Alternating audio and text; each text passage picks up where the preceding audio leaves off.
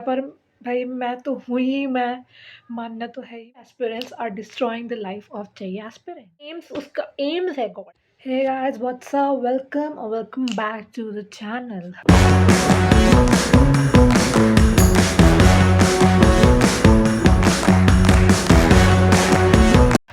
ज़िंदगी में 10,000 बार तो मैंने अपने चैनल का नाम बदला, but I am pretty sure this is got be permanent. So आपको इस वीडियो के टाइटल से पता चल गया होगा कि हम मेन क्या बात करने वाले हैं। और बहुत टाइम हो गया मुझे वीडियो बनाए हुए and I really don't have any content, क्योंकि समझ सकते हो आप लोग, life of a JEE aspirant. तो आई थॉट कि मेरा जेई का पहला अटेम्प्ट हो गया है, so I am gonna share my experience and how I learned कि NEET aspirants are destroying the life of JEE aspirants. Not all, not everyone, but before getting towards our NEET aspirants, first of all let's talk about क्या रहा मेरा paper. So I had my center somewhere in Gurgaon, okay, और the center was okay. तो एक रात पहले पढ़ना नहीं होता है, पर भाई मैं तो हूँ ही मैं, मानना तो है ही मान्या। तो मान्या डिड अ लिटिल स्टडी। वो भी मैंने ऐसे कुछ नहीं, मैंने पुराने पेपर्स देखे, पुराने इन द सेंस जो अभी 21, 22, 23 को पेपर हुए थे, मैं बस वही देख रही थी, तो मैंने ज़्यादा कुछ नहीं पढ़ा है। और अगर आप समझ रहे हैं कि ओवरली एजुकेटेड हूँ मैं, नहीं भाई, मैं बहुत ही डम्ब हूँ। मेरा पेपर भी ओके ओके है, नॉट सो गुड। जितना मेरे को एक्सपेक्टेड था उतना अच्छा नहीं गया। So let's get to the paper. So paper कैसा था यार, मतलब मेरे को बिल्कुल पसंद नहीं आया। मेरा ना फिज़िक्स में कुल 1 घंटे 10 मिनट लग गए थे, उससे थोड़ा-सा ज़्यादा ही लग गए होंगे। मैंने बाद में भी खोला था 1-2 बार फिज़िक्स, बट मैंने पहले से पेपर पूरा छाना।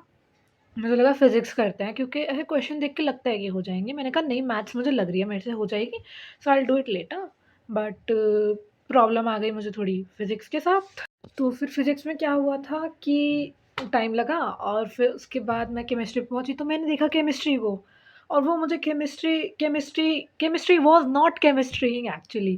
भाई साहब उसमें फ़िज़िकल ही दिख रही थी मुझे, जितना मैं देख रही थी। और मैं, हाँ, मैं कहती हूँ, मुझे ऑर्गेनिक नहीं पसंद है, ठीक है? तो मैं ऑर्गेनिक इतनी ढंग से नहीं पढ़ के गई थी, पढ़ी थी मैंने, एंड आई थॉट कि हाँ, फ़िज़िकल की तो सही कर दूँगी।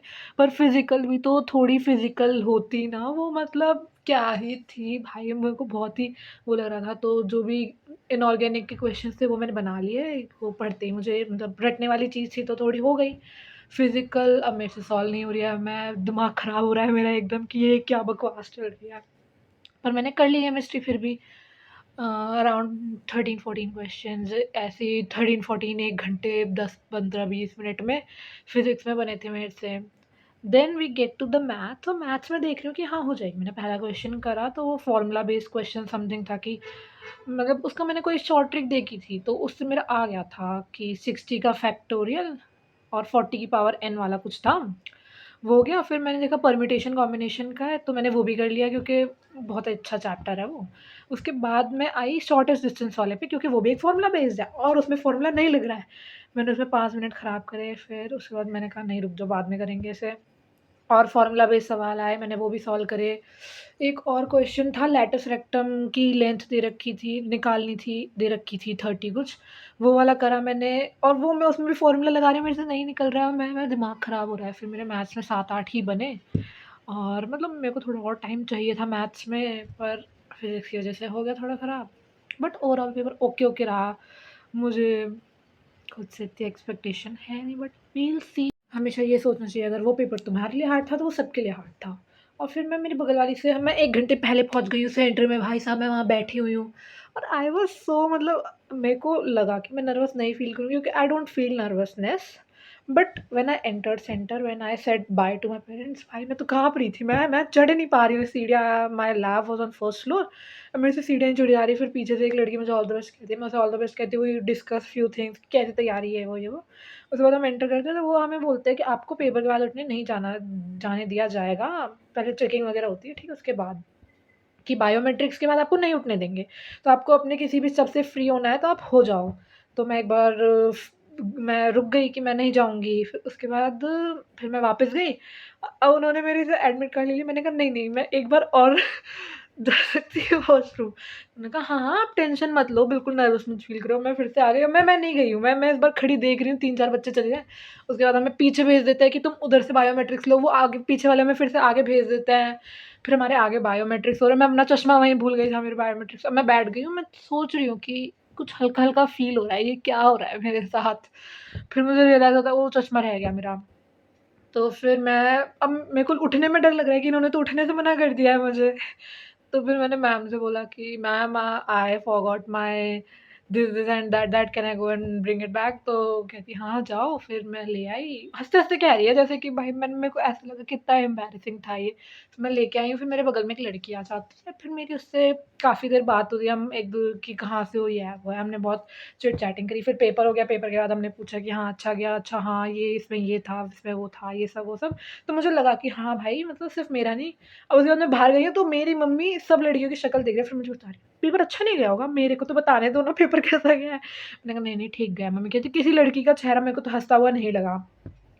भाई जेईई के पेपर के बाद किसका चेहरा अच्छा दिखेगा? एंड तो फिर मैंने कहा ठीक गया है। अब गाड़ी में एक तो जाम लगा भाई साहब। गुड़गाँव से अब मेरे को भिवाड़ी वापस आना है एंड इतना बड़ा जाम है and I am like shit भाई। तो अब माय पेरेंट्स डोंट लाइक मेरी चॉइस ऑफ म्यूज़िक। सो अब मैंने कानों में लगा लिया है, ईयरफ़ोन्स लगा लिए एंड आई एम लाइक कि हाँ, अपना गाना सुनती रहूँगी। थोड़ी देर बाद मुझे बाहर से सुनाई दे रहा है कि इन्होंने रिव्यू चला रखा है। मुझे बहुत ही ना अनोइंग लगता है ये सब कि भाई मैं खुद नहीं देख रही हूँ कि भाई पेपर क्या रहा लोगों का। पर फिर उसके बाद मतलब जैसे ही हम निकले तो मेरे सर का फ़ोन आया। सो आई वाज़ वेरी हैप्पी कि someone is checking on me कि हाँ, मेरा पेपर कैसे गया। फिर मेरे 2-4 दोस्तों का भी फ़ोन आया था। तो I was real feeling very happy. ठीक है, मेरे से बहुत सारे लोगों ने मैसेज करके भी पूछा। तो मतलब ऐसा नहीं है, मैं उस टाइम ऐसे अनॉय नहीं हुई कि हाँ, वो लोग मुझसे क्यों पूछ रहे हैं कि मेरा पेपर कैसा गया है। आई वाज़ लाइक कि हाँ, I have good friends, I have good teacher, someone is checking on me कि मेरा पेपर कैसा गया है। फिर उसके बाद बस इतना ही हुआ। फिर बहुत हम किसी गाँव के रास्ते से गए, वहाँ हम फँस रहे हैं बहुत ज़्यादा। I was really annoyed going back home. फिर ऐसे रहा मेरा दिन। Now we should get to those NEET aspirants जिसने जेईई एस्पिरेंट्स की ज़िंदगी ख़राब कर रखी है। अब अगर आप इस वीडियो में अभी तक टिके हुए हो, so make sure to like this video and subscribe to our channel if you haven't. क्योंकि कॉलेज पहुँचते ही मेरी ये बक-बक आपको और सुनने को मिलेगी and I am pretty sure अगर आप अभी यहाँ तक हैं तो आपको मेरी बक-बक में मज़े आ रहे होंगे for whatever reasons. So let's talk about NEET aspirants क्योंकि ये एक मेन पॉइंट है। ये वीडियो का टाइटल भी है। सो आई कॉन्क्लूडेड कि बहुत सारे नीट एस्पिरेंट्स पेपर देते हैं जेईई का। ठीक है, तो अब जेईई में अगर बहुत सारे बच्चे पेपर दे रहा है, ऐसे 15 लाख समथिंग ज़्यादा कम बच्चे पेपर दे रहे हैं इस साल। उनमें से कुछ होते हैं नीट एस्पिरेंट्स। नीट एस्पिरेंट्स किस लिए पेपर दे रहे हैं? To check the science. ठीक है, ब्रो तुम्हें चेक करना है तो तुम करो ना, मॉक टेस्ट दो भाई। इतने हज़ार मॉक टेस्ट तुम्हारे आजकल पड़े हुए हैं साइट्स पे डिफरेंट।